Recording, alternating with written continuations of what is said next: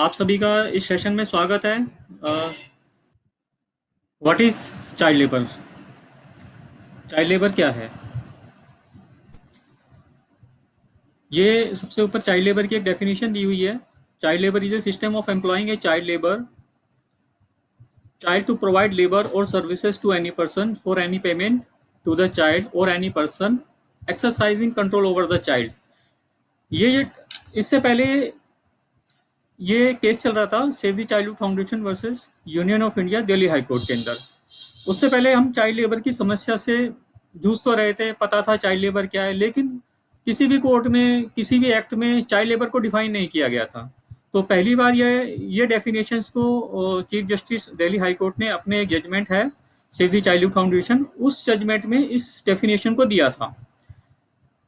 कहने का मतलब यह है कि अगर कोई भी अगर किसी भी बच्चे को एम्प्लॉय करता है, उसकी सर्विसेज लेता है, उससे चाइल्ड लेबर करवाता है, ठीक है, उसमें कई बार पेमेंट इंक्लूड हो सकता है या उसमें पेमेंट जो है कम हो सकता है, और उस बच्चे के ऊपर जो है वो पूरा कंट्रोल रखता है, तो वो एक तरह से चाइल्ड लेबर है। सेकंड इसका पॉइंट है indulge in the economic activities on A part और फुल टाइम। बच्चा जो है पार्ट टाइम में भी काम कर सकता है, फुल टाइम में भी काम कर सकता है। जैसे हम देखते हैं कई बार बच्चे जो है ट्रैफिकिंग होके दूसरे स्टेट से जो है सिटीज की तरफ लाए जाते हैं या उन्हें एम्प्लॉय किया जाता है।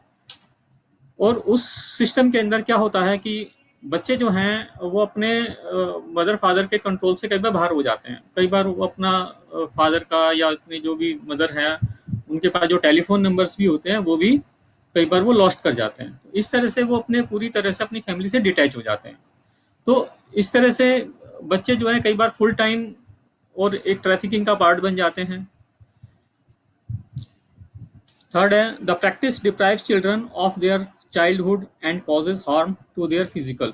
तो इस तरह से जो बच्चे होते हैं वो अपने चाइल्डहुड से डिप्राइव हो जाते हैं, मतलब जो उनका बचपन है, जो उनको बचपन में जो भी चीजें जैसे पढ़ाई है, लिखाई है, उनका खेलना है, उनको जो माँ बाप का प्यार मिलना चाहिए, अपने दोस्तों का प्यार, दोस्तों के साथ खेलना चाहिए, वो सारी चीजें से वो धीरे धीरे डिप्राइव हो जाते हैं।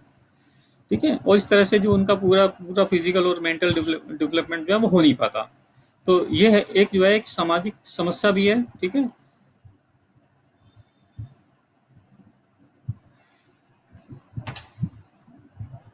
ये चाइल्ड लेबर को आर्टिकल 3 जो आईएलओ का कन्वेंशन है उसमें भी दिया गया है कि what is the worst form of child labour. जिससे पहला है, इसको आईएलओ ने माना है all worst form of child labour. उसको मतलब एक अवस्था माना है, ये एक स्लेवरी की अवस्था को माना है कि ये एक स्लेवरी है चाइल्ड लेबर को। दूसरा, इसको ट्रैफिकिंग भी माना है। ये चाइल्ड लेबर जो है एक कारण भी है, ये ट्रैफिकिंग का कारण भी है। और यही चाइल्ड लेबर को पार्ट माना है प्रोस्टिट्यूशन का, पोर्नोग्राफी का भी पार्ट माना है कि ये प्रोस्टिट्यूशन भी है, पोर्नोग्राफी भी से भी लिंक्ड है। और बच्चों को जो है इलिसिट एक्टिविटीज के लिए भी कई बार चाइल्ड लेबर करवाया जाता है। इलिसिट एक्टिविटी जैसे कई बार उनसे इस तरह के कार्य भी करवाए जाते हैं, जैसे ड्रग्स बेचने का काम कई बार बच्चों को इन्वॉल्व किया जाता है, कुछ स्मगलिंग में भी यूज किया जाता है। और थर्ड लास्ट है any form that harms the health safety and moral of the children. तो इन सारी बातों को जो है आईएलओ ने, इंडियन लेबर ऑर्गेनाइजेशन की जो कन्वेंशन 182 के अंदर इसको इनकॉर्पोरेट किया गया है। तो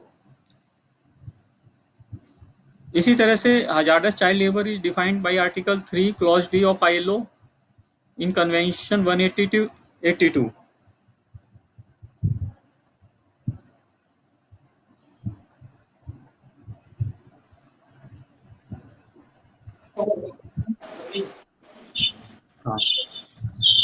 Work which by its nature or the circumstances in which it is carried out is likely to harm the health, safety or moral of the children। तो उन्होंने माना है कि जो हजार्डस चाइल्ड लेबर है उसके अंदर जो बच्चों की जो नेचर है इसमें हेल्थ, सेफ्टी और उसके जो हैं वो अफेक्ट होते हैं।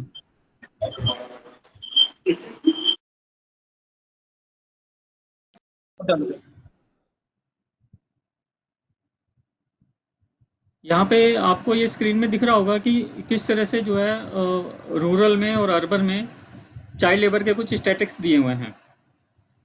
इसमें 2001 में क्या पोजीशन थी, रूरल में क्या सिचुएशन थी, अर्बन में क्या सिचुएशन थी, टोटल चाइल्ड लेबर कितना है। इसी तरह से 2011 में आप देख सकते हैं कि क्या परसेंटेज ऑफ है,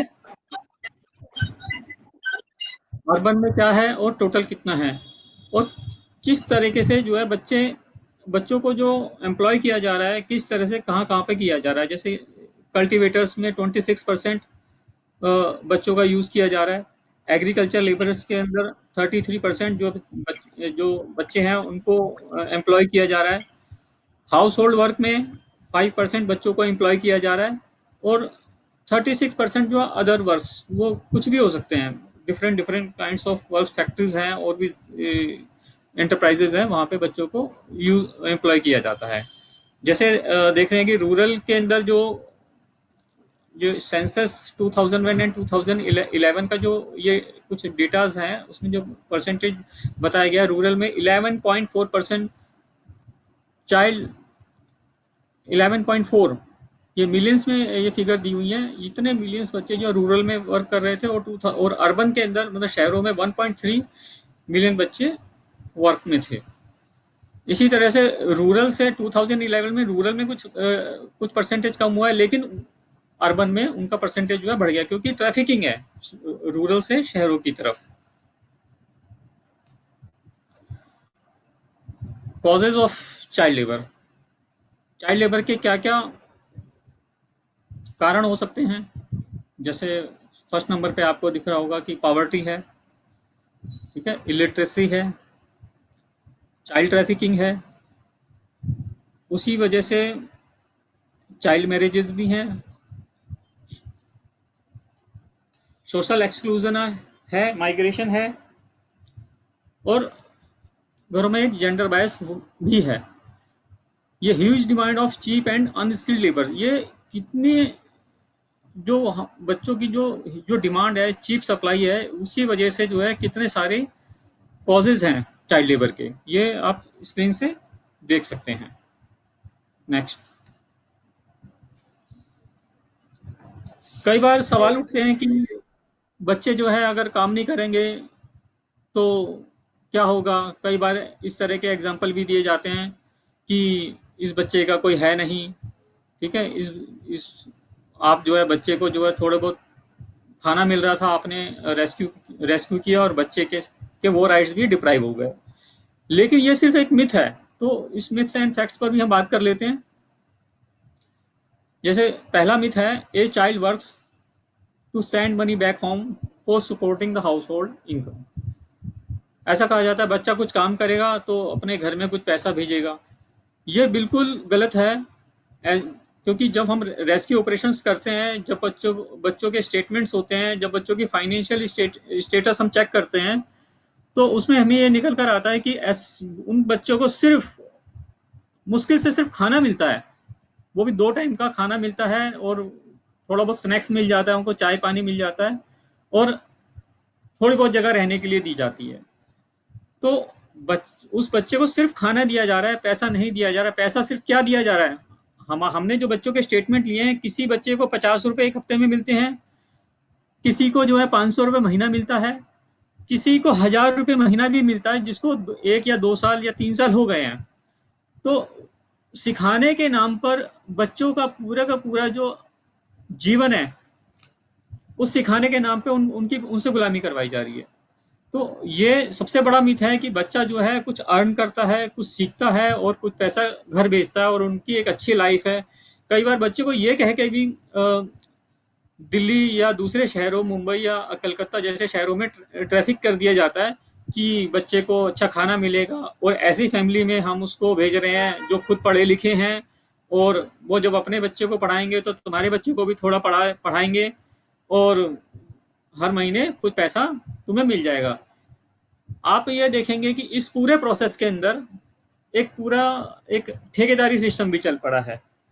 दलाल लोग भी बीच में आ गए हैं, जो इस तरह से उनके बच्चों को भोले माँ बाप को बरगलाते हैं और उनको अपने बच्चों को अपने से अलग करने के लिए कहते हैं और शहरों में भेजने के लिए कहते हैं। तो ये मिथ बिल्कुल मिथ है, बिल्कुल झूठी बात है। ऐसा बिल्कुल नहीं होता कि बच्चे जो है अपने घरों में कुछ पैसा भेजते हैं। सेकंड मिथ पे बात करते हैं। Children work primarily because their parents are not alive. ऐसा कई बार आपने सुना होगा, या हमारी पंजाब की जैसे टीम है वो कई बार बच्चों को रेस्क्यू करती होगी, और कुछ बच्चे आपने भी देखे होंगे कि जब डेटा आपने एनालिस किया होगा तो कितने ऐसे बच्चे होते हैं। तो हमारे पास जो डेटा है, जो एक उसका जो एक फिगर है, only 3 out of 1000 child labourers are orphan. सिर्फ 1000 में 3 बच्चे ऐसे होते हैं जिनके माँ बाप नहीं होते। कई बार ऐसी सिचुएशन भी होती है कई बार किसी के माँ होती है, किसी के फादर नहीं है, किसी के फादर है तो माँ नहीं है। कई बार ऐसे सिर्फ 3% बच्चे हैं जिनके माँ बाप दोनों नहीं होते। लेकिन तब भी ऐसी सिचुएशन में भी ऐसा नहीं है कि उनके दूसरे रिलेटिव नहीं होते, चाचा नहीं होते, ताऊ नहीं होते। फैमिली में ऐसे बच्चों को सभी सपोर्ट करने के लिए तैयार रहते हैं अगर किसी के माँ बाप नहीं है। तो ये मिथ भी अपने आप में, ये फैक्ट्स भी बिल्कुल मिथ है, और इन सब बातों का कोई लॉजिक नहीं है इस चाइल्ड लेबर को सपोर्ट करने के लिए। Next, most child labourers works in factory. तो ऐसा नहीं है कि सिर्फ फैक्ट्रीज में ही बच्चे काम करते हैं। तो एक आईएलओ ग्लोबल एस्टिमेट्स ने कुछ फिगर्स एंड डिटेल्स यहाँ पर दिए हैं। जैसे बताया है कि 58.6% of child labour in agriculture sector, 6.9% work in domestic works, 7.2% work in the industrial sectors. हमारा सारा सारा ध्यान क्या है, हम सिर्फ फैक्ट्री पे ध्यान करते हैं, फैक्ट्रियों में भाई देखो क्या है। लेकिन हम ये भूल जाते हैं कि डोमेस्टिक में, घरों में हम लोग रेड नहीं कर रहे हैं। एग्रीकल्चर में पंजाब के अंदर इतना कोई रेड सिस्टम नहीं है अभी। सबसे ज्यादा स्लेवरी एग्रीकल्चर सेक्टर के अंदर है। 25.4% works in services like retail, trade, restaurant, transport. आपने देखा होगा ढाबों के अंदर कितने बच्चे जो हैं काम करते हैं, ट्रांसपोर्ट में काम कर रहे हैं, और भी रिटेल ट्रेड सेक्टर्स हैं वहां पर बच्चे काम कर रहे हैं। जैसे यहाँ पे एक केस स्टडी को मैं बताना चाहूँगा। आज से 1-1.5 साल पहले मैं भी पंजाब आया था आपकी ट्रेनिंग में। मैंने उस केस स्टडी को शेयर भी किया था। शायद आप में से कुछ लोग उस मीटिंग में हो, उस ट्रेनिंग सेशन में हो। तो लेकिन हो सकता है कुछ नए लोग यहाँ पर हो, तो उनके साथ भी मैं इस इंसिडेंट को जरूर शेयर करना चाहूँगा कि एक बच्चा की कंप्लेंट आई थी बचपन बचाओ आंदोलन में। उस बच्चे को रेस्क्यू करने के लिए जो है टीम्स कॉन्स्टिट्यूट हुई। जब उस बच्चे को रेस्क्यू किया गया, पहले तो वो एक्चुअली कोई और बच्चे की कंप्लेंट आई थी, वो बच्चा नहीं मिला हमें, लेकिन हमें और दूसरे कई बच्चे मिले। उसमें एक बच्चा था राकेश सदा। वो बच्चा पंजाब के अंदर एग्रीकल्चर सेक्टर के अंदर काम करता था। जब वो उस बच्चे को बिहार से पंजाब एम्प्लॉय किया गया था, तो फादर के साथ ये वादा किया गया था कि आप जब मर्जी आए, बच्चे को अच्छा खाना पीना, एजुकेशन रहना, और आप हर महीने या 2 महीने में जब भी आएंगे, इस बच्चे का जितना भी मेहनत का पैसा होगा आपको दे दिया जाएगा। लेकिन 2-3 साल, एक शुरू के 4-6 महीने तो फादर को कुछ पैसे दिए गए, लेकिन उसके बाद फादर को 6-7 महीने बाद ये बोल दिया कि आपका बच्चा तो यहाँ से भाग गया, यहाँ तो है नहीं हमारे पास, आप अपने बच्चे को ढूंढो। तो फादर जो है कई सालों तक अपने बच्चे को उसने ढूंढने की कोशिश की, लेकिन वो बच्चा नहीं मिला। लेकिन जब वो बच्चा 12 साल का हो गया, तब फादर बचपन बचाओ आंदोलन के दिल्ली ऑफिस आए, कंप्लेंट की। वो बच्चा, पता लगा कि उस एम्प्लॉयर ने उस बच्चे को अपनी बेटी की शादी में दहेज में दे दिया था। और जब बचपन बचाओ आंदोलन ने कई रेड्स की, तो उसमें से वो बच्चा जब रिकवर हुआ, राकेश सदा नाम का बच्चा जब रिकवर हुआ, रेस्क्यू हुआ, तो वो बच्चा अपने माँ बाप की शक्ल सूरत सब कुछ भूल गया था। यहाँ तक कि उसकी जो बिहारी भाषा है वो भी भूल गया था, वो पंजाबी बोलता था। वो अपनी खाली सिर्फ चाइल्डहुड से तो वो डिप्राइव हुआ, वो अपनी लैंग्वेज से भी डिप्राइव हो गया। तो ये अपने आप में एक, और जब उसका फादर जब भी जाता था तो उसके फादर के ऊपर क्रिमिनल केस लगा दिया, उसको पुलिस में पकड़वा दिया, ऐसी सिचुएशन आई। पुलिस ने भी फिर बाद में छोड़ दिया और कहा कि दोबारा से अगर इस तरफ आए, अगर झूठा तुमने किसी को इस तरह से परेशान किया तो पुलिस आपको चोरी के केस में अंदर कर देगी। तो ऐसे केसेस, सिर्फ ये मेरा एक एग्जाम्पल है, लेकिन ऐसी सिचुएशन एग्रीकल्चर सेक्टर में अगर आप देखेंगे तो बहुत सारी जगह मिलेगी। ऐसी मैं आपके साथ एक केस स्टडी और भी शेयर करना चाहता हूं। ऐसे एक बच्चा पंजाब में यहां से किडनैप करके लेकर गया था, ले जाया गया था। यहाँ फादर ने कंप्लेंट की, कंप्लेंट में उस बच्चे का कई सालों तक कोई पता नहीं लगा।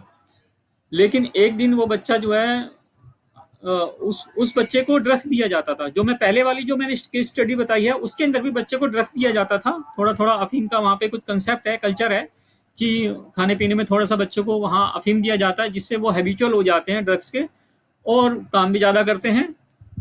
और 15-15 घंटे, 16-16 घंटे उनके लिए काम बहुत ईजी होता है। वो सुबह उठते हैं 4 बजे और रात को सोते हैं 12-1 बजे, जिसमें तबेला साफ करना, खेतों में काम करना, दूध निकालना, बहुत सारे काम करते हैं। लेकिन ये तभी हो पाता जब हमने उन बच्चों से ऐसी स्टेटमेंट लिया, तो हमने पूछा कि ऐसा क्यों। उन्होंने बताया कि उस ड्रग्स से जो है हमारी काम करने की जो है कैपेसिटी बढ़ जाती है। तो ये केस स्टडी थी। जो दूसरी केस स्टडी, उसमें उस बच्चे ने कई बार भागने की कोशिश की, लेकिन हर बार जो है उसको पकड़ लिया जाता था। कई बार वो 2 किलोमीटर दूर तक जा पाता था, कई बार 5 किलोमीटर, लेकिन वो चला जाता था। ऐसी एक केस स्टडीज के अंदर जो बच्चा यहाँ से किडनैप करके, वो एक दिन देखा कि उनके घर में कोई प्रोग्राम था, फंक्शन था, और सब लोग अपने एंजॉय कर रहे थे, और शराब के नशे में वो लोग बिल्कुल सो गए, ध्यान नहीं रहा। उस बच्चे को एक मौका मिला वहां से भागने का, और वो भागते भागते भागते भागते भागते भागते वो पाकिस्तान के बॉर्डर पे पहुंच गया, जहां पे उस बच्चे को हमारी सेना के जवान लोग मिले। और उस बच्चे से जब सब बात पूछी गई तो उन जवानों ने उसकी हेल्प की, उसका टिकट खरीदा, अपने पास रखा, रात को सुबह उसको ट्रेनिंग में बिठाया, उसको 200 रुपए दिए और उसका दिल्ली भेज दिया। जब वो दिल्ली आया तब वो इसके उसके फादर के किसी रिलेटिव तक वो पहुंचा, और ये केस फिर दोबारा से हमारे पास पहुंचा। तो इस तरह के केसेस हमारे ऑर्गेनाइजेशन के पास आते रहते हैं, और इस तरह की केस स्टडीज हम लोग शेयर करते रहते हैं कि एग्रीकल्चर सेक्टर के अंदर, और ये दोनों केसेस पंजाब के हैं। तीसरा आपके साथ मिथ्स एंड फैक्ट्स।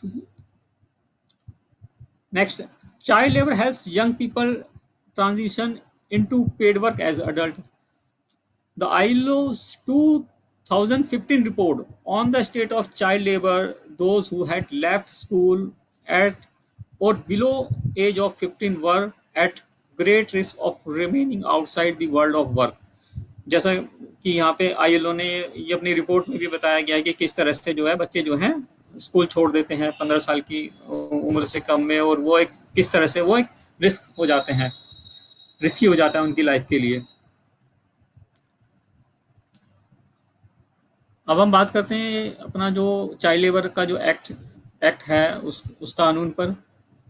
ये चाइल्ड लेबर सभी जानते हैं कि ये कानून जो है इंडिया में 1986 में आया था, द चाइल्ड लेबर एक्ट। उसके बाद में ये 2000 में कुछ अमेंडमेंट आई, उसके बाद 2006 में इस चाइल्ड लेबर एक्ट में अमेंडमेंट हुआ, और 2016 के अंदर इस एक्ट को पूरी तरह से रिपील करके एक नया एक्ट बना दिया गया। वो भी एक तरह से अमेंडमेंट ही कह सकते हैं हम उसको, कि ये 1 सितंबर 2016 में, ये पहले सिर्फ चाइल्ड लेबर हुआ करता था, बाद में इसको child labour and adolescent labour act बना दिया गया 1986 को। ये अमेंडमेंट थी 1 सितंबर 2016 में। इसका पर्पस क्या था? सुप्रीम कोर्ट के अंदर बचपन बचाओ आंदोलन कुछ केसेस को लड़ रहे थे, जिसके अंदर ये माना गया, हमने एक चाइल्ड रेस्क्यू ऑपरेशन किया था सर्कस में, गोंडा एक जगह है यूपी के अंदर। तो उस केस का पिटीशन सुप्रीम कोर्ट में चल रहा था। उस केस में सुप्रीम कोर्ट ने ये माना था कि ये जो कहीं ना कहीं जो बच्चे काम कर रहे हैं वो कहीं ना कहीं वायलेशन है child right of children to free and compulsory education की। अगर बच्चे काम कर रहे हैं तो इसका मतलब ऑटोमेटिकली अल्टीमेटली ये जो है एजुकेशन एक्ट का वायलेशन भी है। जो बच्चों को फ्री एजुकेशन मिलनी चाहिए वो नहीं मिल रही अगर बच्चे काम कर रहे हैं। तो उस एक्ट से इसको अलाइन किया गया है और इसके अंदर जो है child and adolescent labour act को बनाया गया है। अब जैसे इसमें पहले जो चाइल्ड की जो डेफिनेशंस उसमें भी 14 इयर्स थी, लेकिन अब इसमें स्पेसिफिक कर दिया है इस एक्ट में। और लेकिन जुवेनाइल जस्टिस एक्ट में चाइल्ड की डेफिनेशन अलग है, चाइल्ड लेबर एक्ट में चाइल्ड की डेफिनेशन अलग है। अब यहाँ पे चाइल्ड को दो कैटेगरीज में डिवाइड किया गया है, one is the child and second is the adolescent. Child जो डेफिनेशंस है इस एक्ट में वो है जो 14 ईयर से नीचे, और एडोलेसेंट है 14 टू 18 ईयर्स के जो बीच की जो स्टेज है उसको एडोलेसेंट बोला गया है। और इन दोनों सिचुएशन में थोड़ा सा बदलाव है, चाइल्ड लेबर के हिसाब से कुछ अलग लॉज हैं और एडोलेसेंट बच्चे जो हैं उनके लिए अलग लॉ हैं। जब ये चाइल्ड लेबर एक्ट बनाया गया था तो उसमें शुरू में जो शेड्यूल्स हैं उस पर पूरी तरह से काम नहीं हुआ था। कौन कौन सी process, hazardous process and occupations उसमें लिस्ट होने चाहिए, इस पे 1-2 साल तक थोड़ा सा पार्लियामेंट में डिबेट हुआ है। उसके बाद इसमें जो ये टेक्निकल एडवाइजरी कमेटी है उसने जो लास्ट अमेंडमेंट किया है वो 30 अगस्त 2017 को किया है। और इस एक्ट में उन्होंने जो ऑक्यूपेशंस एंड प्रोसेस जो हजार्डस ऑक्यूपेशंस एंड प्रोसेस हैं उसको इंक्लूड किया है, उसकी लिस्ट को इंक्लूड किया है। जो आप चाइल्ड लेबर एक्ट है उसमें पीछे दिया हुआ है, आप उसको आप देख सकते हैं जो अगर आपके पास चाइल्ड लेबर एक्ट हो तो। अब इसमें देखते हैं कि क्या क्या प्रोविजंस हैं चाइल्ड लेबर एक्ट में। सेक्शन 3 है जो बच्चों को 14 साल तक के बच्चों को पूरी तरह से काम करने के लिए मना करता है कि भाई किसी भी तरीके से जो है बच्चे को काम नहीं करना। लेकिन इसमें कुछ एग्जम्पशंस भी हैं, कुछ जगह पे बच्चे काम भी कर सकते हैं, जैसे फैमिली एंटरप्राइजेस। जो एक बच्चा है फैमिली एंटरप्राइजेस, अगर फादर का खुद का ही कुछ काम है, जैसे घर पे फादर किराने की दुकान चलाता है या फादर जो है खेती में कुछ काम करते हैं या छोटा मोटा ऐसा कुछ काम होता है जो हजार्डस नहीं है, ऐसी सिचुएशन में बच्चा थोड़ी बहुत हेल्प कर सकता है।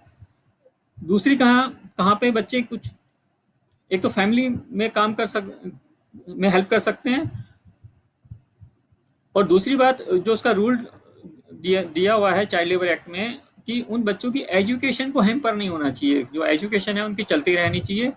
और बच्चे जो है आपने देखा होगा फिल्म इंडस्ट्रीज में, सीरियल इंडस्ट्रीज में जो है एज ए चाइल्ड आर्टिस्ट भी काम करते हैं, तो वहां पर भी कुछ एग्जाम्पशन दिए गए हैं। ऐसी सिचुएशन में बच्चे काम कर सकते हैं, उसके लिए भी कुछ नियम कानून इस एक्ट के अंदर बताए गए हैं। तो इसमें जैसे फैमिली एंटरप्राइजेस क्या होता है आप ये देख सकते हैं स्क्रीन पर। एनी वर्क, प्रोफेशन, मैन्युफैक्चर और business which is performed by the members of family with engagement of other person. इसमें और भी लोग काम कर रहे हैं, कई बार क्या होता है बच्चे उसमें हेल्प कर देते हैं थोड़ा बहुत, ठीक है। फैमिली में कौन कौन इंक्लूड है?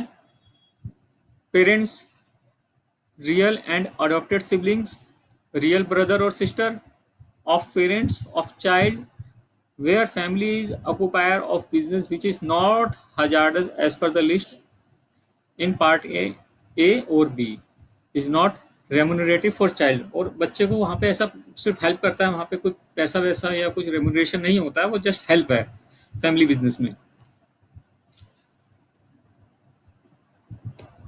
जैसे हम एग्जाम्पशंस की बात कर रहे थे कि regulation on the work of child artist, जैसे सेक्शन 3 है, इसका जो क्लॉज 2 भी है, एक्टिविटी इंक्लूड्स एडवर्टीजमेंट। जैसे एडवर्टीजमेंट्स हैं, टीवी शो है, रेडियो, विजुअल एंटरटेनमेंट शो और स्पोर्ट्स एक्टिविटी।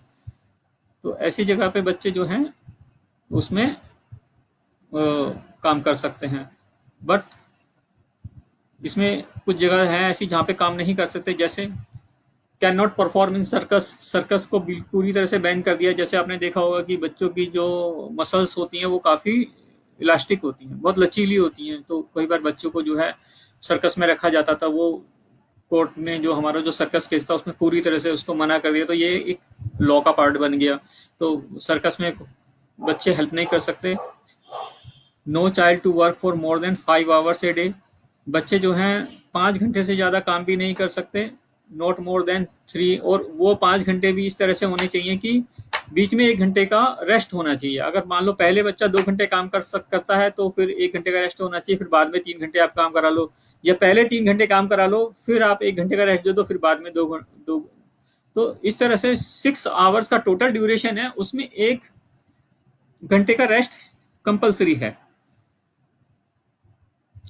और जैसे अगर कुछ सिचुएशंस ऐसी हैं जहाँ पे बच्चे काम कर सकते हैं, लेकिन वहाँ पे आपको परमिशंस भी लेनी पड़ेगी डीएम से। जैसे आप एज ए चाइल्ड आर्टिस्ट आप बच्चे से काम करवाना चाहते हैं, कहीं एडवर्टीजमेंट में काम करवाना चाहें, किसी स्पोर्ट्स एक्टिविटी में बच्चे को इन्वॉल्व करना है, तो उस सिचुएशन में डीएम की परमिशंस जरूरी है।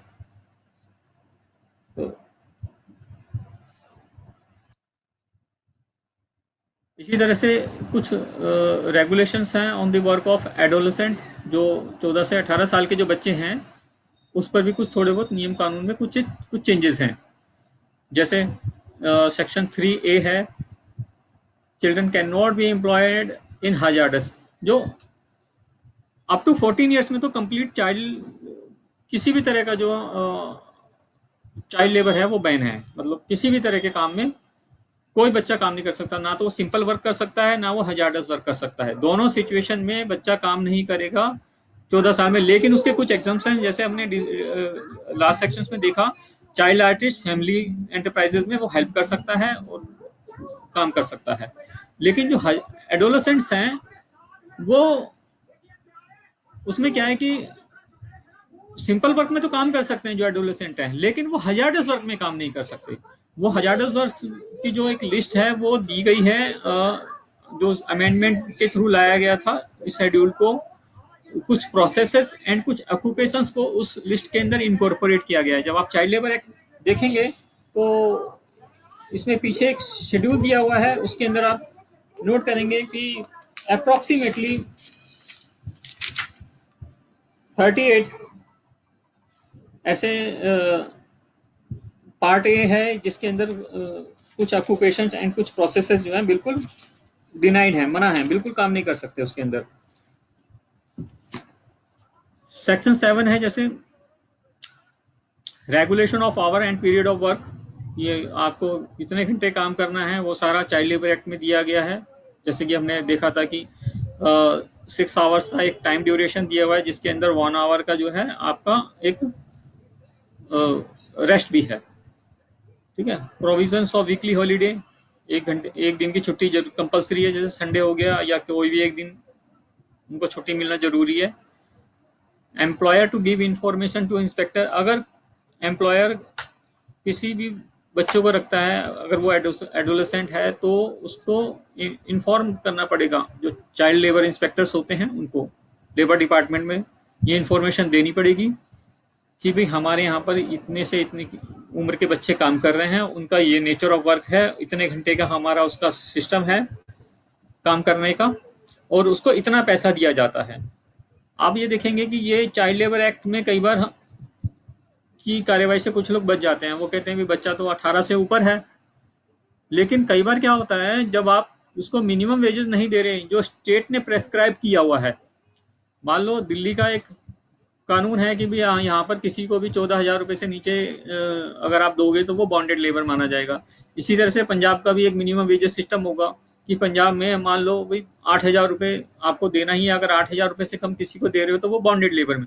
अगर 18 साल से ऊपर का कोई बच्चा भी है, अगर वो काम कर रहा है, वो चाइल्ड लेबर की डेफिनेशन में नहीं आ रहा, तो इसका मतलब ये नहीं है कि वायलेशन लॉ का नहीं हो रहा, वो वहां पर बॉन्डेड लेबर एक्ट का वायलेशन हो रहा है, आईपीसी का वायलेशन हो रहा है।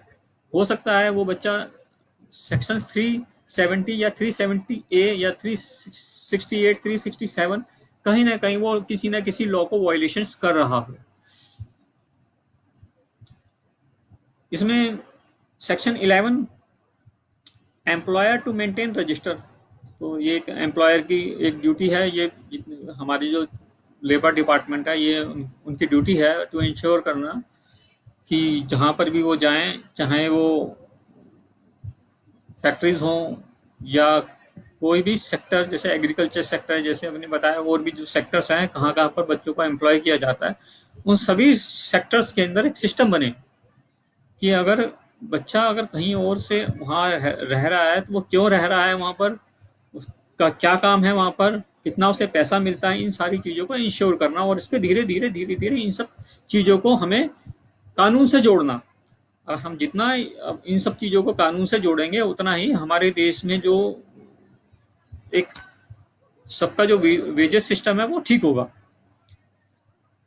Section 13, employer to ensure health and safety of adolescent. तो उनका हेल्थ और सेफ्टी का इश्यूज भी देखना है कि बच्चा पूरी तरह से सेफ है, सेफ एनवायरनमेंट में काम करता है नहीं करता, उसको जो भी सारी सुविधाएं हैं वो दी जा रही हैं या नहीं दी जा रही हैं, बीमार होने पे उसको जैसे मतलब लगता है अगर कई बार कि हाँ इसका कोई हेल्थ कार्ड होना चाहिए तो, या हेल्थ इंश्योरेंस होना चाहिए, तो वो भी उसको भी कंसीडर करना चाहिए।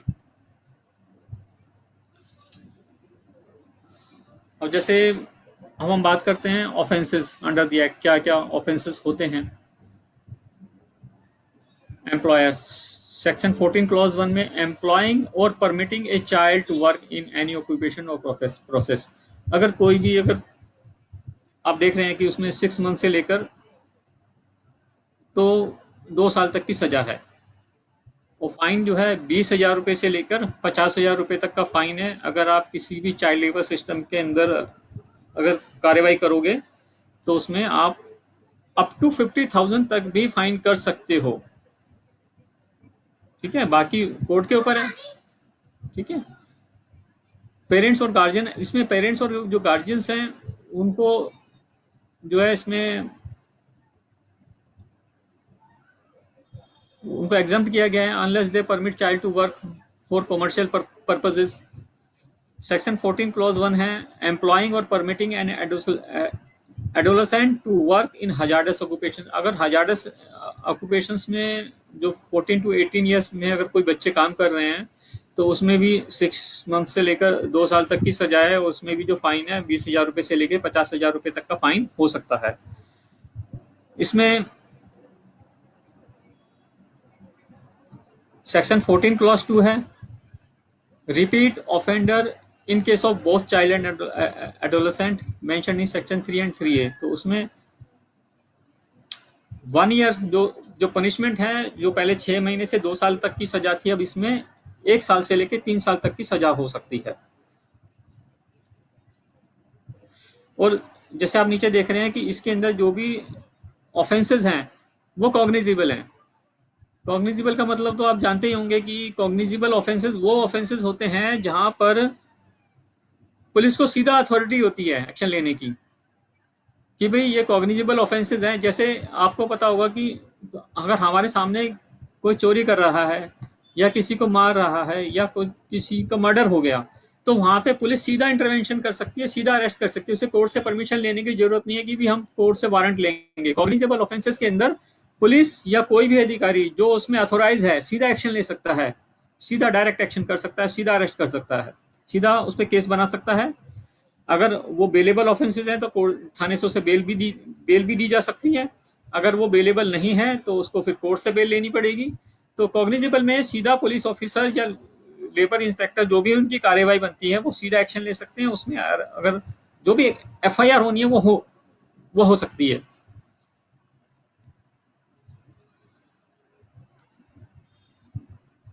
Offences under the act, offences जैसे क्या क्या है, पेरेंट्स और guardian of the child and adolescent in the case of first offence can not be punish. उनको कोई सजा नहीं है, कोई इंप्रिजनमेंट नहीं है अगर वो फर्स्ट पहली बार ऐसी कोई गलती कर रहा है तो। ठीक है, लेकिन अगर पेरेंट्स इस या उसके जो गार्जियंस हैं वो इस गलती को दोबारा से करते हैं कि भाई पहले तो कोर्ट ने माफ कर दिया या पुलिस ने कोई एक्शन उनके ऊपर नहीं लिया, लेकिन जरूरी नहीं है कि अगर वो इसी गलती को दोबारा करेगा तो कोई एक्शन नहीं होगा, उन पर 10,000 रुपये तक का फाइन हो सकता है या होना ही चाहिए ऐसी सिचुएशन में। Section 14 clause 3 clause D sub clause D, whoever fails to comply with other provisions of this act and its rule।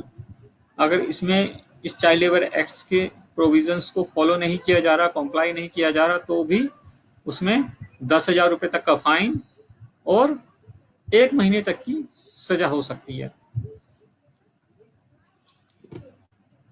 Section 14B, all the penalty that is collected from the employer of the child will be deposited in a district level fund। जैसे आप जानते हैं कि सभी district level पे एक fund system बना हुआ है, और जो भी हम फाइन्स या कोई भी ऐसा फाइन जो हम वसूलते हैं, जैसे लेबर डिपार्टमेंट भी कई बार पुलिस के या कोर्ट के थ्रू भी एक फाइन कलेक्ट होता है, तो उस पैसे को यहाँ पे child and adolescent labour rehabilitation fund है, उसके अंदर वो जमा कराया जाता है, और उसके अंदर गवर्नमेंट आल्सो क्रेडिट 15,000 पर रेस्क्यू चाइल्ड और एडोलेसेंट। तो वहाँ पे स्टेट गवर्नमेंट भी अपनी तरफ से उस बच्चे के रिहेबिलिटेशन के लिए उस पैसे को डिपॉजिट करती है।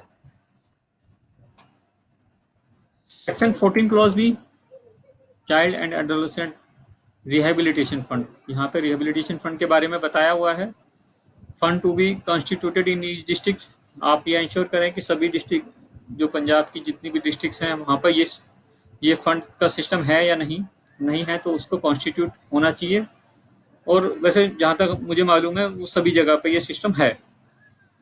Fine and penalties realised from the employer of child और adolescent to be credited in the fund.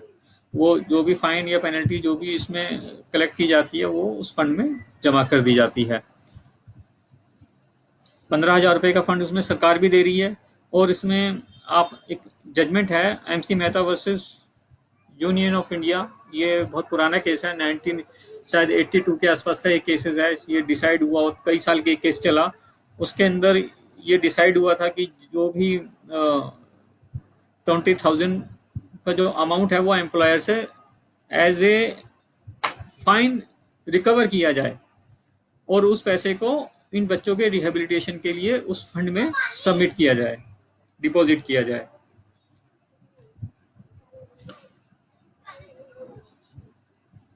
Payment to rescue child and adolescent child, ये भी इंश्योर करना है कि जो बच्चे हम रेस्क्यू करते हैं या कोई भी प्रशासन उन बच्चों को जब रेस्क्यू करता है तो उनका कोई अकाउंट है या नहीं, अगर नहीं है तो उनका एक अकाउंट जो है नेशनलाइज बैंक में, जैसे आप जब बच्चों को रेस्क्यू करते हैं तो उस बच्चे को चाइल्ड वेलफेयर कमेटी के पास उनके स्टेटमेंट और जरूरी केयर एंड प्रोटेक्शन के लिए लेके जाया जाता है। तो वहाँ पे मैंने देखा है कि जो चाइल्ड वेलफेयर कमेटीज हैं वो बहुत अच्छा काम कर रही हैं, और वो सब ऐसे बच्चों का एक नेशनलाइज बैंक में अकाउंट भी खुलवाती हैं, उनका पैन कार्ड नहीं है तो पैन कार्ड भी बनवाती हैं, और उनका अगर कोई जरूरी एज से रिलेटेड कोई सर्टिफिकेट अगर पहले नहीं है, जैसे मेडिकल उनके होते हैं, तो कई बार तो उनके जो भी उनका नेटिव प्लेस है वहां से उनके एज वेरिफिकेशंस करने की जिम्मेदारी भी है, पुलिस की भी जिम्मेदारी है इसमें, खाली चाइल्ड वेलफेयर की जिम्मेदारी नहीं है, क्योंकि चाइल्ड वेलफेयर तो सिर्फ अपनी एक जगह पे बैठी हुई है, लेकिन उसमें पुलिस इनकी मदद करती है। अगर बच्चे का कोई भी एज से रिलेटेड कोई सर्टिफिकेट उसके गांव में है तो वहां से उसको कलेक्ट करना, चाहे उसको मेल के थ्रू मंगा लेना, व्हाट्सएप के थ्रू मंगा लेना, और वो बहुत जरूरी डॉक्यूमेंट है। अगर ऐसी सिचुएशन में वो उसके बैंक अकाउंट खोलने से के लिए भी जरूरी है, और इस केस के ट्रायल के अंदर भी जरूरी है, क्योंकि कहाँ पे केस फंसता है, पहली बात तो बच्चे की, किसी भी बच्चे की एक उम्र जो है, एज है, उसको डिटरमिन करना बहुत मुश्किल होता है किसी भी इन एब्सेंस ऑफ एनी डॉक्यूमेंट्स। अभी हम आगे डिस्कस करेंगे कि एज डिटर्मिनेशन का क्या प्रोसेस है। Interest accrued on the investment amount to be paid, और जो भी उसका जो भी इंटरेस्ट है वो भी उनको मिलेगा बच्चे को,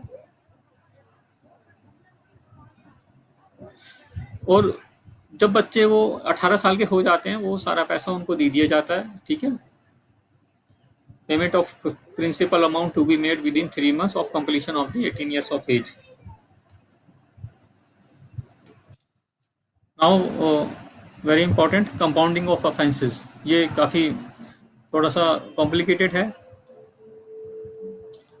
कि इस एक्ट के अंदर जो भी FIR हुई है वो कंपाउंड हो सकती है, लेकिन कुछ जगह ऐसी सिचुएशन है जहाँ पर ये कंपाउंडिंग फेल भी हो सकती है, तो उसको यहाँ पे हम लोग डिस्कस कर लेते हैं।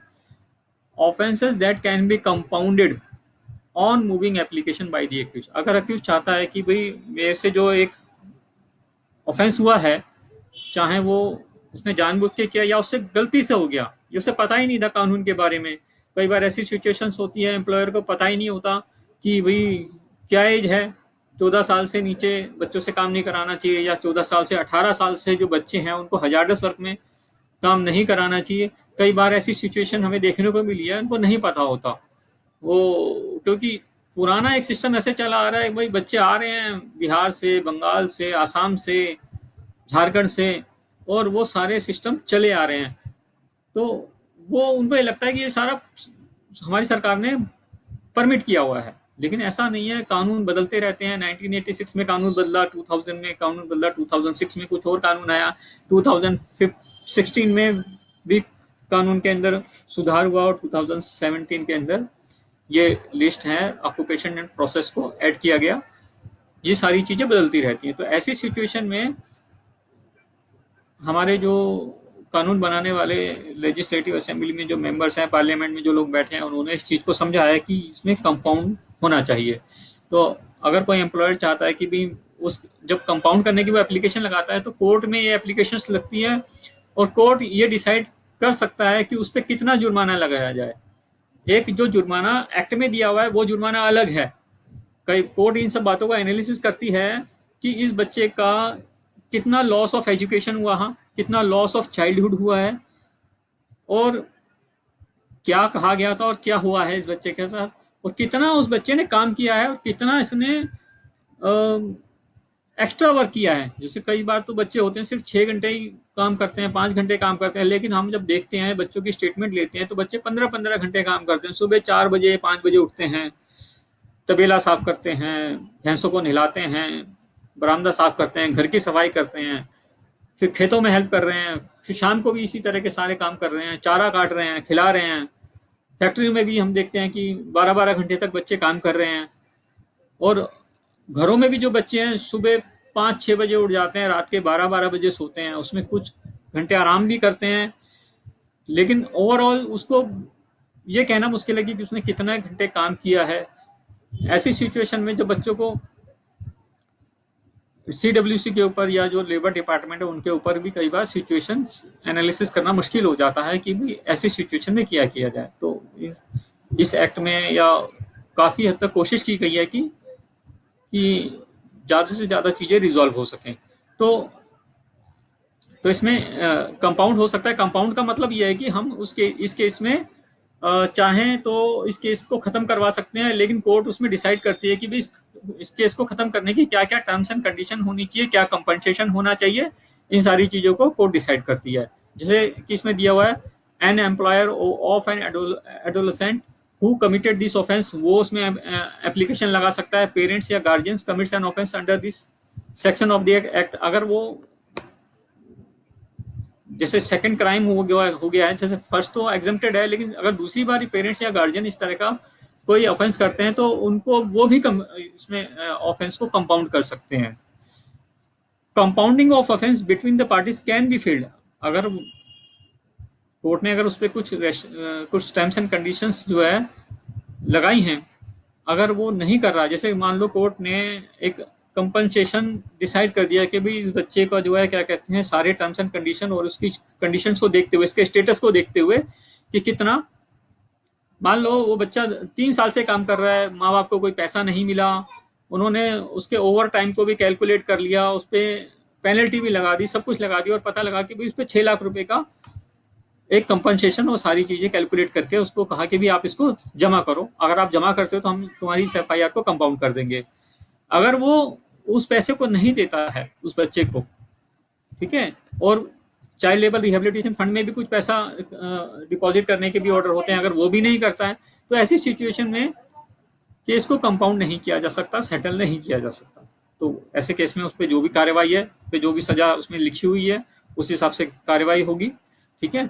और उसके बाद भी ये जो पैसा है, जो उसने जितना काम किया है, जो बैक वेजेस है, वो तो कभी ना कभी देना ही पड़ेगा उसको, ठीक है। मान लो उसका बैक वेजेस बना 3 लाख रुपए, ठीक है, 2 लाख रुपए का कोर्ट ने कंपनसेशन कर दिया, और अप टू 50,000 जैसे कि इस एक्ट के अंदर प्रोविजन है वो फाइन भी हो गया। तो इस तरह से इस कैलकुलेशन हम करते हैं तो कई बार 5 लाख, कई बार 6 लाख, कई बार 8-8 लाख रुपए तक का हमने देखा है कि हम लोगों ने बच्चों को इस तरह के कंपनसेशन दिलाए हैं कोर्ट के अंदर।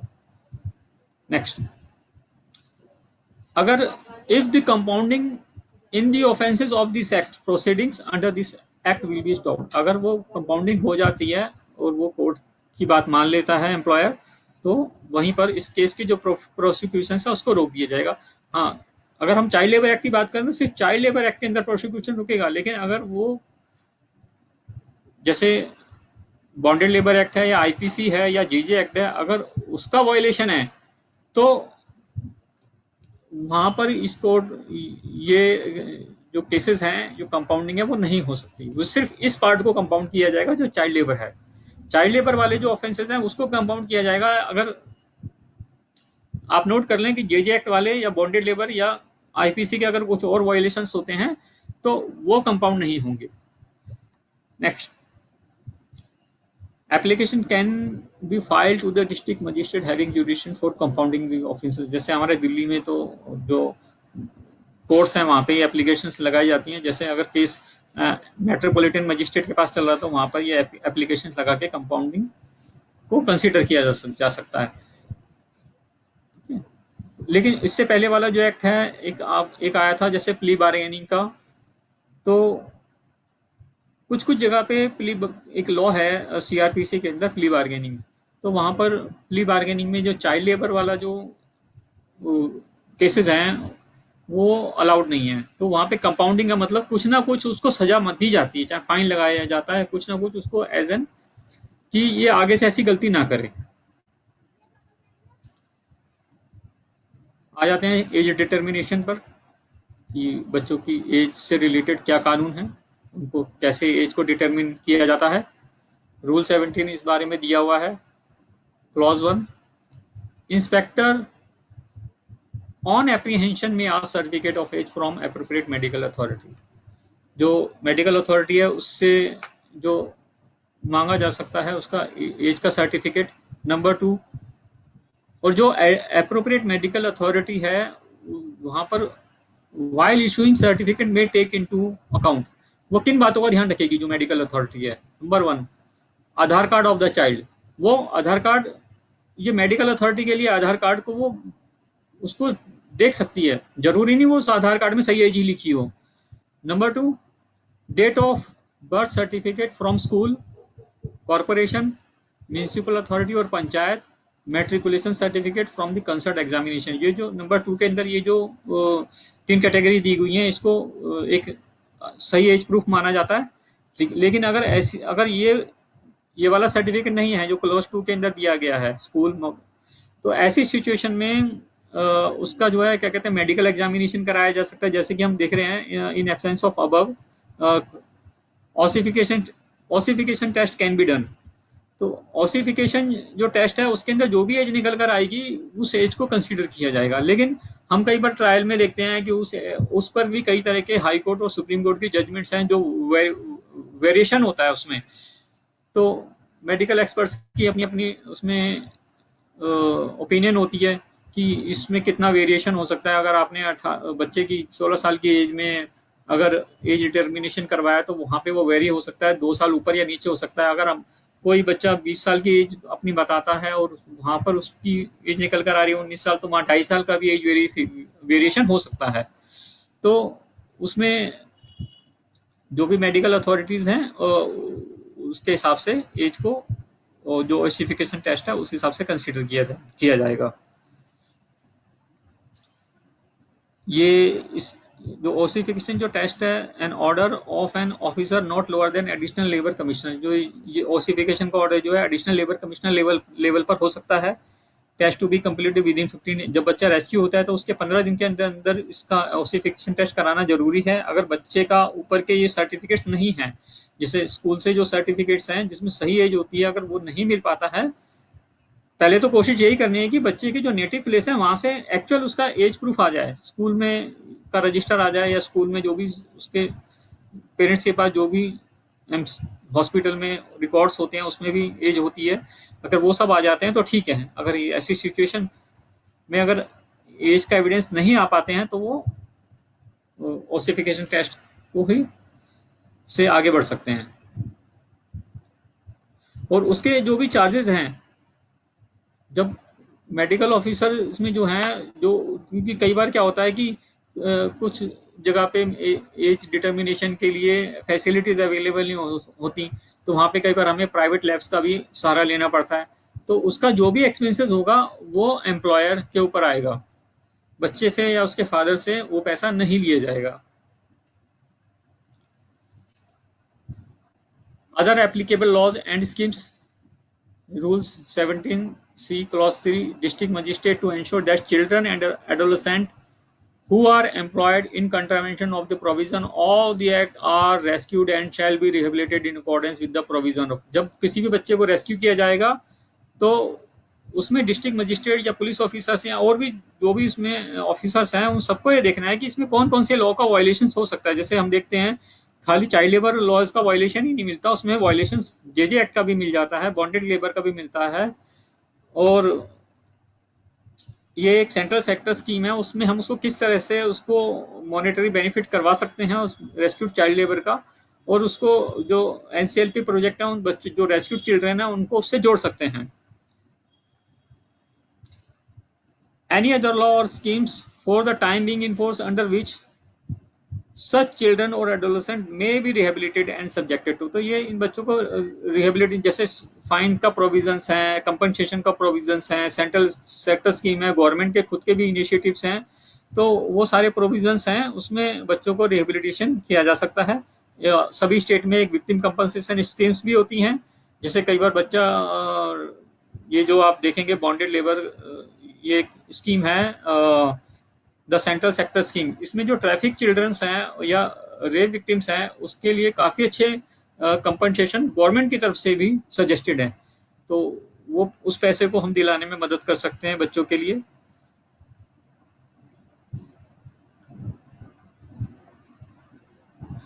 ठीक है, और उनका हमें जो गाइडलाइंस हैं किस तरह से रेस्क्यू होना चाहिए बच्चों का, किस तरह से रिपेट्रिएशन होना चाहिए। ठीक है, जैसे दिल्ली में क्या है कि 45 डेज के अंदर सभी फॉर्मेलिटीज कंप्लीट करनी है, एज डिटर्मिनेशन करने हैं, उसका चार्जशीट कोशिश करनी है कि फाइल हो जाए और जरूरी इन्वेस्टिगेशन हो जाए, लेकिन 45 दिन के बाद या हर हालत में 60 डेज के अंदर बच्चे को रिपेट्रिएट कर उसके माँ बाप को भिजवा दिया जाए। तो दिल्ली में कुछ हाईकोर्ट के कुछ इस तरह से कानून हैं, कुछ जजमेंट्स हैं जिसमें ये बातें निकल कर आती हैं। बात करते हैं डिस्ट्रिक्ट टास्क फोर्स की।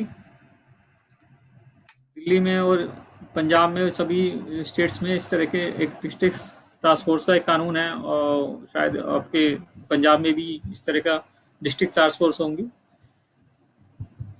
का जो रूल 17C है clause 3 prescribe formation of district task force की, उसका आप इंश्योर करें कि आपके यहाँ पे जो डिस्ट्रिक्ट टास्क फोर्स है उसकी प्रॉपर मीटिंग्स हो रही हैं या नहीं हो रही हैं। ठीक है, उसमें कौन कौन से लोग हैं, सभी लोग उसमें उसका पार्ट हैं, अगर कोई पार्ट नहीं है, ज्वाइन नहीं कर रहा, तो उसको किस तरह से रिप्लेस करना है। District magistrate is the chairperson and include 13 members. District magistrate के साथ साथ 13 उसमें और भी लोग होंगे जो उसके मेंबर्स होंगे। Task force to meet once a month, हर महीने एक उसकी मीटिंग होनी जरूरी है, एंड आइडेंटिफाई वल्नरेबल एरियाज, और उन इस मीटिंग्स के अंदर उन सारे एरियाज की डिस्कशंस होनी चाहिए कि कहाँ कहाँ पर ये चाइल्ड लेबर एक्ट का वायलेशंस हैं। जैसे हमने बताया कौन कौन सी फील्ड्स हैं, फैक्ट्रीज हैं, होम्स हैं, ठीक है, एग्रीकल्चर है, तो इन सारी जगह को और उसमें उन पॉइंट्स को भी कोशिश करना है कि आइडेंटिफाई करना, उसकी एक लिस्ट बनाना और उसके रेस्क्यू के प्रोसेस को तेज करना, और जो ऑलरेडी जो रेस्क्यूड बच्चे हो चुके हैं उस पर डिस्कस करना है कि कितने बच्चे रिपेट्रिएट हो चुके हैं, किसको क्या कंपनसेशन मिला, उसका रिहेबिलिटेशन कैसे चल रहा है। और यहाँ तक कि अगर पंजाब की टीम है, बच्चा बिहार का था, तो बिहार की टीम से भी कोशिश की जाए वहाँ की अथॉरिटीज से इंश्योर करना कि भाई उस बच्चे की क्या सिचुएशन है आज के टाइम में, कहीं दोबारा से तो ट्रैफिक नहीं हो गया। तो इन सारी चीज़ों को मुझे लगता है कि एक डिस्ट्रिक्ट टास्क फोर्स में डिस्कस होना चाहिए। Next, task force to coordinate responsible for awareness generation, monitoring and stopping child and adolescent labor in hazardous work. तो वही सब बातें कि किस तरह से इनको मॉनिटर किया जाए, कोऑर्डिनेट किया जाए। आप कोऑर्डिनेट अपने स्टेट में तो करते ही करते हैं, लेकिन जो सोर्स एरिया है आपके स्टेट में, कहाँ से ज़्यादा बच्चे आ रहे हैं, वहाँ के अधिकारी को से भी बात कोऑर्डिनेशन किया जा सकता है। जैसे रेलवे अपने आप में सबसे बड़ा एक मीन्स है ट्रैफिकिंग का। रेलवे के थ्रू बहुत बच्चे ट्रैफिक होकर आते हैं। अगर रेलवे इन सब चीज़ों को थोड़ा सा, रेलवे के ऑफिसर्स को भी अब साथ में ले ले, और इस पे कभी कभी हम बचपन बचाओ आंदोलन और सभी सेंट्रल और स्टेट लेवल पे कई बार इसका चलता है, ड्राइव चलता है कि हमें ट्रेन के अंदर कार्रवाई करनी है, हमें बस स्टॉप्स पे कार्रवाई करनी है। तो उन पॉइंट्स को मैंने देखा है दिल्ली और पंजाब जैसी जगह पे कई हमारे जो एक्टिविस्ट हैं बहुत डेडिकेशन के साथ आप लोगों के साथ मिलकर काम कर रहे हैं, और इस तरह के ड्राइव्स को चलाते रहते हैं, और गवर्नमेंट खुद भी इस ड्राइव्स को आगे भी चलाती है, और बड़ी बड़ी जो दूसरी जो इंटरनेशनल एजेंसीज हैं वो भी इन सब चीज़ों को ओवरसी करती हैं। जिसमें एक चीज़ और भी इसमें आप राइट में देखेंगे, 3 पॉइंट्स इसमें डिस्कस किए हुए हैं। Ensure protection of victim and witness. तो इसमें अगर कोई भी विक्टिम्स हैं उसको भी प्रोटेक्शन देना है, उसको ध्यान रखना है, और जो उससे रिलेटेड जो भी विटनेस हैं वो ये भी जरूरी है कि प्रॉपर विटनेस बनाए जाएं। जो आपके इस केस को जितने भी इन्वेस्टिगेटिंग ऑफिसर्स यहाँ पर बैठे हुए हैं, 1 मिनट जरा। हाँ राजीव जी, आ जाओ, मैं जरा अभी ट्रेनिंग में ही हूँ। मैंने वो भेजा हुआ आपको, 825 रामा पार्क का एड्रेस। ऑटो ले लो, ज़्यादा दूर नहीं है। देखो मैं अभी 10 मिनट में फ्री होता हूँ ना, फिर करता हूँ आपको। हाँ सॉरी। हाँ, ensure protection of victim and witnesses, plan and conduct red and rescue operations. District task force में क्या प्लान होने चाहिए रेड एंड रेस्क्यू ऑपरेशंस के, इन सब चीज़ों को भी कहीं पे लगता है कि इसमें कहीं सुधार की ज़रूरत है या एक स्ट्रेटजीज में चेंज की ज़रूरत है, तो इन सब चीज़ों को डिस्कस किया जा सकता है।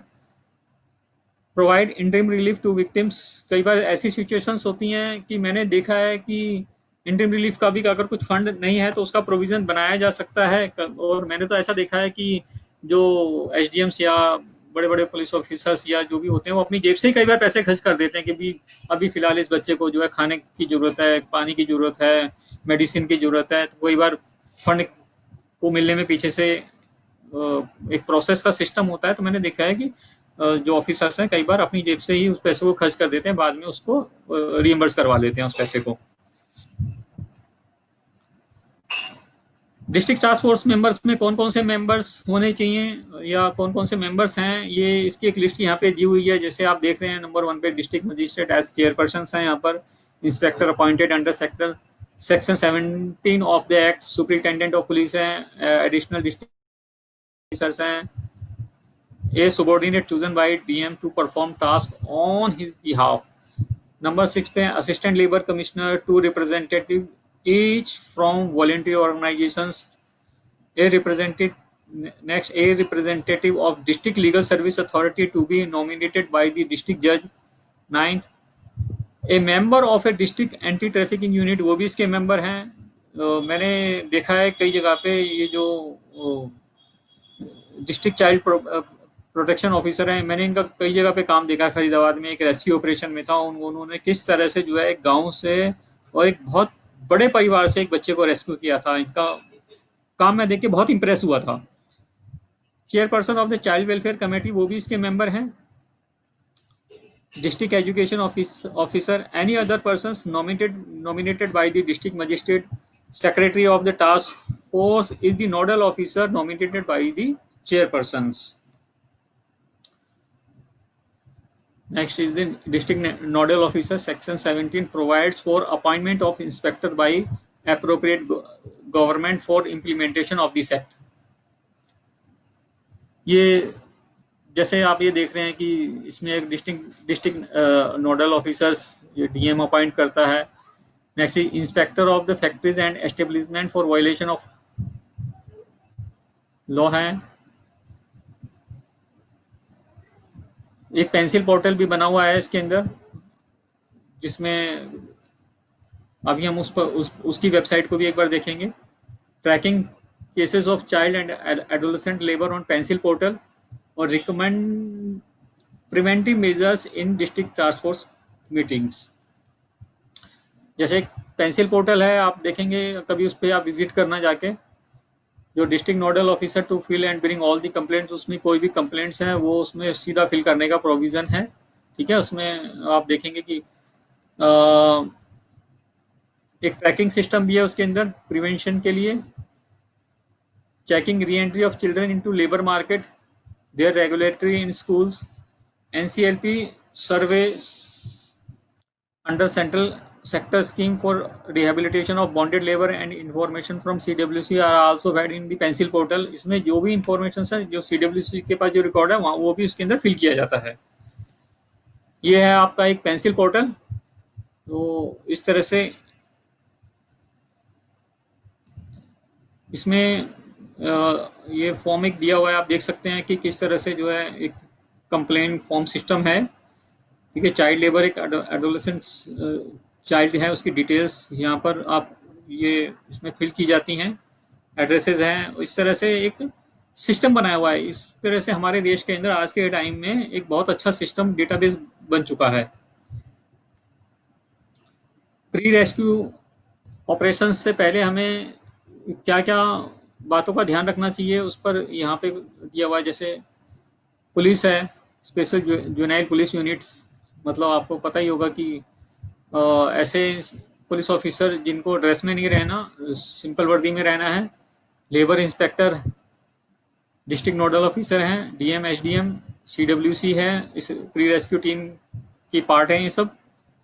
डिस्ट्रिक्ट चाइल्ड प्रोटेक्शन ऑफिसर, उसको भी आप ले सकते हैं किसी किसी जगह पर। अगर डिस्ट्रिक्ट लीगल सर्विस अथॉरिटी की तरफ से भी, जैसे दिल्ली में एक पैनल कॉन्स्टिट्यूट हुआ है, all India legal aids on child right, कई बार उसके मेंबर्स भी इस रेस्क्यू टीम का पार्ट होते हैं। एनजीओज और चाइल्ड लाइन भी इसका पार्ट हो सकते हैं और होते ही, मैंने देखा है कई बार वो खुद भी अपने तरफ से भी रेस्क्यू ऑपरेशंस करते हैं। और ट्रांसलेटर और काउंसलर्स जरूरत पड़ने पे बुला लिए जाते हैं, वुमेन ऑफिसर्स होती हैं। ठीक है, लॉजिस्टिक्स सपोर्ट्स, उसमें प्री रेस्क्यू में ध्यान दिया जाता है, क्या कितने बच्चे एस्टिमेट किए जा रहे हैं, भाई कितने बच्चे रेस्क्यू हो सकते हैं, उनका कितना बच्चों का खाना पीना पहले से ऑर्डर दे के रखना। ठीक है, एविडेक्शन कलेक्शन टीम है कि हाँ भाई किसकी प्रॉपर उसकी एक लिस्ट बनना कि एड्रेस क्या है, मालिक का एड्रेस क्या है, ठेकेदार का क्या नाम है और क्या बनता था, और इस तरह के पीस इकट्ठे करना कि भी क्या काम हो रहा था वहां से, उस जगह फोटोग्राफ्स लेना, वीडियोग्राफी करना, सीडी को संभाल के रखना। ठीक है, अगर वहां पे कुछ रजिस्टर्स हैं, उनके रिकॉर्ड्स हैं, तो वहां पे सीसीटीवी फुटेज भी या उनके खुद के भी कैमरा होते हैं, वो खुद ही अपने आप में एक एविडेंस होते हैं। हमने तो देखा है, हम पूरे सिस्टम सर्वर को ही उठा लाते हैं कई बार एविडेंस के लिए। विक्टिम प्रोटेक्शन से रिलेटेड अगर कुछ लगता है उस पर भी हम लोग ध्यान दे सकते हैं। इन्फॉर्मिंग चाइल्ड केयर इंस्टीट्यूशंस को इन्फॉर्म करना भी जरूरी होता है। कॉन्फिडेंशियलिटी को मेंटेन करना है, बच्चों के नाम और उनके फैमिली के बारे में किसी को नहीं बताना। विटनेस, प्रॉपर विटनेस एक लिस्ट होनी चाहिए कि इसमें कौन कौन विटनेस हैं, कौन इसके पार्ट हैं, कौन इस। ठीक है, एज वेरिफिकेशन से रिलेटेड काम है। ज्यादातर हमने देखा है कि बच्चे जो है अपनी उम्र गलत बताते हैं जब रेस्क्यू ऑपरेशंस होते हैं, लेकिन रियल एज उसकी बाद में निकल कर आती है जब उसकी काउंसलिंग होती है सीडब्ल्यूसी में या कहीं और पर। एक दो दिन जब उससे पता लगता है कि यार ये तो मुझे बचाने आए थे, कई बार तो ऐसा लगता है कि मुझे उठाने आते हैं। कई बार बच्चों के दिमाग में ऐसी चीजें भर दी जाती हैं, भाई बच्चे उठाने वाले आएंगे, जबकि उन्हें ये नहीं पता ये बच्चे उठाने वाले नहीं है, ये बच्चों को बचाने वाले हैं। तो बच्चे उठाने वाले और बच्चे बचाने वालों में यह भी एक बड़ा डिफरेंस है। तो बच्चे बचाने वालों को बच्चे उठाने वाले बना के कई बार मिस रिप्रेजेंट कर देते हैं ये एम्प्लॉयर लोग। पोस्ट रेस्क्यू ऑपरेशंस में हम किन बातों का ध्यान रख सकते हैं, जैसे प्रोडक्शन बिफोर सीडब्ल्यूसी, अगर कोई भी बच्चा 18 से नीचे है उसको सीडब्ल्यूसी में प्रेजेंट करना जरूरी है। और सीडब्ल्यूसी की ड्यूटी है कि उसके केयर एंड प्रोटेक्शन से रिलेटेड ही ऑर्डर किए जाएं। ठीक है ना, अगर उसका कहीं पे केयर की बात है, प्रोटेक्शन की बात है, उसके एज से रिलेटेड अगर कोई सर्टिफिकेट लाने की बात है तो वो पुलिस को बोल सकती है। उसमें कौन से सेक्शंस लगाने हैं ये सीडब्ल्यू से नहीं बोल सकती। ये काम है मजिस्ट्रेट का देखना कि भाई आप पुलिस ने चार्जशीट के अंदर, एफआईआर के अंदर प्रॉपर सेक्शंस लगाए हैं या नहीं लगाए हैं। सीडब्ल्यूसी का काम सिर्फ ये देखना है कि बच्चों को खाना पीना रहना, मेडिकल, उसका एज से रिलेटेड डॉक्यूमेंट रिकॉर्ड पर आया या नहीं आया, ठीक है, और उसको उसका मेडिकल हुआ या नहीं हुआ। अगर ये सारी चीजें चाइल्ड वेलफेयर कमिटीज को देखनी है और पुलिस को अपने काम करने हैं, प्रॉपर एफआईआर करनी है, प्रॉपर अपनी कलम की ताकत का यूज करना है। अगर उन्होंने एक बार सही चार्जशीट, सही एफआईआर बना दी तो चेंज लाने से कोई नहीं रोक सकता इस देश के अंदर। काउंसलिंग है इसमें कई बार, हम दिल्ली में हम जैसे कई बार all India legal aid cell के जो पैनल लॉयर्स हैं वो भी काउंसलिंग कर लेते हैं। स्टेटमेंट रिकॉर्ड करने का काम तो पुलिस का है ही है, ठीक है, चाइल्ड वेलफेयर कमेटी का भी है काम। और पुलिस कभी भी किसी भी स्टेटमेंट पे 161 का जो स्टेटमेंट होता है उसमें कभी सिग्नेचर ना ले बच्चे के, अलाउड ही नहीं है, ठीक है। 164 का बयान के लिए पुलिस को लेके जाना है मजिस्ट्रेट के पास, चाइल्ड वेलफेयर कमेटी अपनी स्टेटमेंट खुद रिकॉर्ड करेंगी, वो स्टेटमेंट अलग काम करेगी, ठीक है। इन्वेस्टिगेशन प्रोसीजर वाली चीजें हम डिस्कस कर रहे हैं। और स्पीडी ट्रायल तो खैर कहने की बात है, आज तक तो मैंने देखा नहीं कभी कोई स्पीडी ट्रायल हुआ हो कोर्ट के अंदर, बहुत टाइम लगता है, ठीक है, क्योंकि इतने कॉम्प्लिकेशंस होते हैं। कई बार बच्चे जब रिपेट्रिएट हो जाते हैं उनको गवाही के लिए लाना होता है कोर्ट के अंदर, तो बच्चे ट्रेस ही नहीं होते।